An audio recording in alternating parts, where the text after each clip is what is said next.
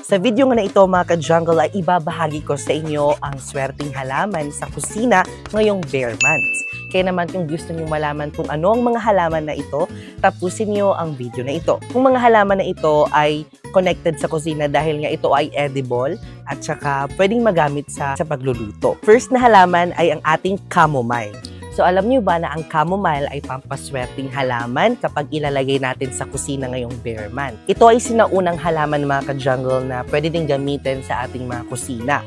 Yung botanical name nito ay Matsicana chamomilla. Ang bahagi ng mga bulaklak nito ay yung ginagamit sa pagluluto. Ang kinaganda dito sa ating mga chamomile na mga halaman ay hindi lamang po siya pampaswerte sa ating mga kusina, kundi meron din po siyang benepisyo sa ating kalusugan katulad ng nakakagamot din siya sa pagkabalisa, nagtataguyod din po siya sa pagpapagaling ng mga sugat, at ito din ay nagpapabawas ng mga pamamaga sa ating katawan kapag maglalagay tayo ng bunga ng chamomile. At nakakatulong din ito sa ating pagtunaw ng ating tiyan kapag meron kayong mga chamomile. Ang mabuting enerhiya ng chamomile ay nagdadala ng magandang enerhiya sa inyong mga kusina. Alam niyo ba na sa pungsoy na ang chamomile ay kilala sa pagdudulot ng pera at swerteng pagkakataon ngayong bare month. Ilagay ito sa isang countertop sa gitna ng inyong mesa o sa islang timog silangang sulok ng inyong kusina. Mahilig sa araw at maulap na lupa ang mga halaman ng mga chamomile. Ang sunod naman na halaman na pwedeng ilagay sa ating mga kusina at swerte din ito mga ka-jungle dapat meron kayo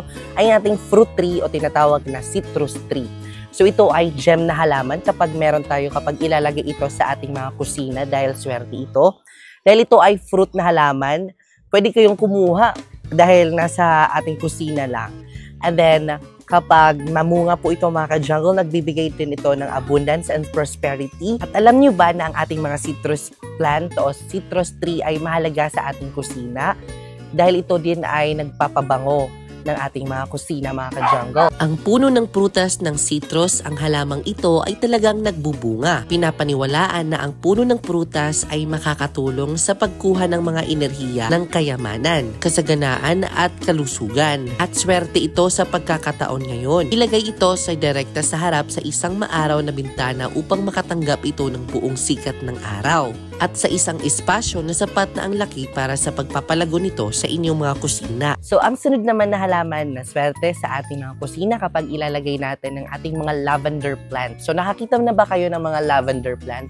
Ito yung mga dinidisplay sa mga events at mga mababangong halaman ito. Yung flower niya ay kulay violet. So, mabango po ito sa ating kusina kapag meron po tayo nito. Ibigay din po ito ng kasiganahan at magandang aesthetic sa ating kusina. Tsaka malakas din po ito humigop ng negative energy at naglalabas din po ito ng magandang vibes sa ating kusina kapag meron tayo nito at swerte ito ngayong bare months, lalo na ngayong Pasko. Bukod sa pagiging maganda ang amoy ng lavender, ay meron itong enerhiya na pagsusuportahan sa magandang kaligayahan. Iligay ito sa inyong kusina upang paluguin ang pagiging matapat at pagkukusang pagmula ng mga relasyong pampatatag at damdamin. Para sa mga relasyon, ilagay ang halamang lavender sa hilagang silangan ng bahagi ng inyong kusina. Upang suportahan ang kalusugan, ilagay ito sa kanluran. Gusto ng lavender ang direktang sikat ng araw at ibibigay ang tubig ng kaunting dami ng trim ng mga bulaklak nito upang magbigay daan ng bagong paglaki. Ang sunod naman na halaman ang ating basil plant. So, familiar ba kayo sa basil plant?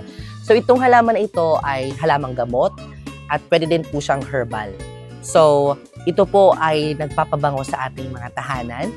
Tapos, hindi na pa kayo lalayo pa kung kayo ay maghahanap ng mga pampalasa sa inyong kusina dahil meron na tayo nito kapag meron kayong tanim sa kusina na kapat lang, maganda po itong ilagay sa inyong mga kusina.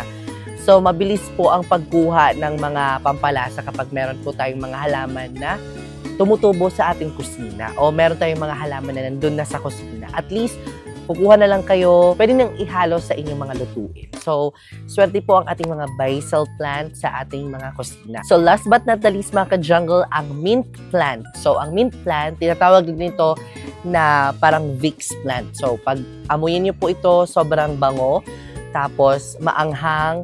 So, syempre, tinatawag din siya na herba buena sa ibang name niya. So, pampalasa po ito sa ating mga kusina.